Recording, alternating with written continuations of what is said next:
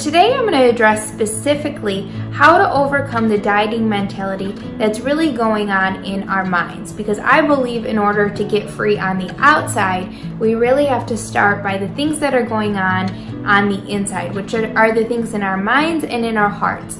And usually these things come over the course of time, over maybe years or even all the way back to our childhood. I believe that's where we need to start. And God really showed me a great picture of this when I was starting my first vegetable garden. I remember I was really overly ambitious and planted a ton of plants in this little tiny box garden, and every single day I went out there to check if something was growing up. And I was totally disappointed when it took actually almost to the end of summer to actually see any kind of fruit produced. But I do remember that during that time I also learned a few other really important lessons that really parallels to kind of renewing our minds. And that was that I would take all the weeds and I would kind of pluck them off at the top anytime I would see them grow up. And then eventually they would come right back. And it wasn't until I put my gardening gloves on and I got a shovel and I got down deep and got really the root of the weed out that I started to see the fruit started to produce and flourish in the garden. And so often I think we do the same thing when it comes to areas in our heart and in our mind that we try and kind of just pluck out, and we try and move on about our busy days, but we don't really get to the heart of the issue, and so it'll just keep coming back. So that's why I want to start today talking about getting healthy in our minds as it pertains to our bodies and food. So today we're going to start with lies we have believed, because although it may not seem like dieting mentalities are actually lies we have believed, really oftentimes I like to think of diets as lies because there may be bits of truth in them, which makes them work for a short period of time, but oftentimes they're so unbalanced that what happens is even though it may work for a short period of time, that unbalance will eventually show itself to not be fully true, or a portion of it that is a lie. And oftentimes, not only the dieting mentality that comes from culture has been feeding us lies, such as, you can lose the last 5 pounds and you'll finally be happy. You can fit in your skinny jeans and you'll finally be happy. And then you realize, the world isn't completely solved in fitting in these skinny jeans. So it's important that we recognize that there are lies that are coming through culture, through social media, through different avenues that we see with our eyes, that we hear with our ears, that get into our heart. And it's important that we understand that those things are coming at us on a constant basis.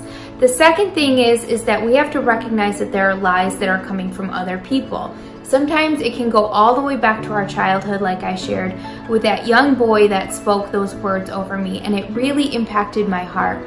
And then there are people that are well-meaning that may say things like, "You're not going to eat that, are you?" Or make a straight-out comment about your body or about food, or just different things that can really impact your heart. There were so many different things that I believed for years, but one of the things that really hindered me in my journey to health was the fact that I thought I would never be able to do anything athletic or sports related because a gym teacher told me in my childhood that I was terrible at sports. And so I thought that I could never do anything athletic, and I was scared to step foot in a gym.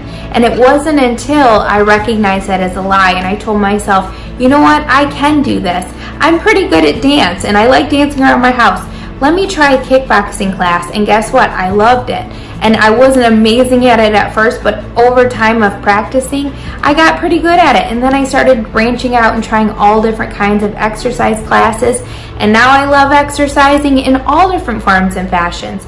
But it really took me recognizing that as a lie that someone spoke over me that I received. And then once I was able to do that, I was able to turn it around and write a whole different part of my story that got me to where I am today. And then the third thing is what you say about yourself, because so often as women, even if we don't verbally say things, we're kind of mentally saying things when we look in the mirror or when we look at food. And oftentimes I hear women speak it out and they don't even know it. So, I might be in a coffee shop and I'll hear a woman say next to me, "Oh, I can't even look at a bagel without gaining 5 pounds." And I'm thinking, right now you are speaking that thing out. And ultimately, even though it is a lie, It is becoming truth to us if we receive it as truth. The first step to, kind of getting rid of this dieting mentality is, first of all, recognizing areas that we've believed a lie. And one way that I really like to do that is to make it very clear and write it down on a piece of paper. Maybe you have a journal at home that you can literally take 2 columns and you can write out different lies that you've believed, different things that maybe culture has spoke over you, what someone's spoken over you, or what you've even spoken over yourself that is not true as it pertains to your body, your health, your weight, your, even the way that you view food. And then write down on the other column all of the things that are truth. So whether it be, what is actually true, scientifically and practically and balanced and a reality, or what God says about you and what He says in His Word about what is truly beautiful. And we can see just by looking through the Word of God, so many different ways that God created every single tree, every single flower. I often like to think about that and think of how He created them all so different, and yet they're all so majestically beautiful. And so why on earth would we as women think that we should all look exactly the same? And so when we start to think of things like that and realize that that is truth, and write those truths down and make it very clear what is a lie and what is the truth. The powerful thing I believe about writing down lies we believed and following it with truths is that we are then able to clearly distinguish and see areas that we have believed a lie. And so oftentimes we don't even know the story that we have told ourselves for so long until we actually see it clearly written out on paper. And so I would encourage you to start overcoming the dieting mentalities by thinking out some ways that you have believed or received a lie through culture, through what someone has spoken about you, or what you've spoken over yourself over the years, and that has become a part of your story that has brought you to where you are today. And then start to think about, where do you want your story to go? Do you want to be able to be set free in your body, in your mind, in your health? And where do you want to be in, say, the next month or 6 months, year to 5 years?